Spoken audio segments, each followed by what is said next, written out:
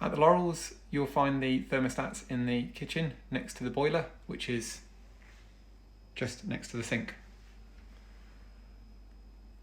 The boiler is a combi boiler and it is always on, so you can set which temperature you'd like the atmosphere to be at by just turning the dial. So turning it to the right will increase the temperature.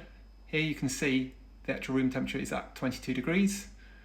If, for example, you wish that to be hotter, you just go past the 22.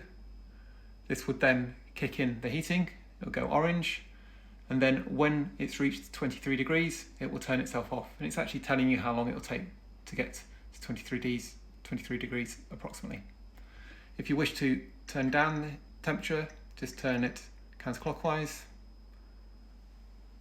And that's how to use the thermostat at the Laurels. Thank you.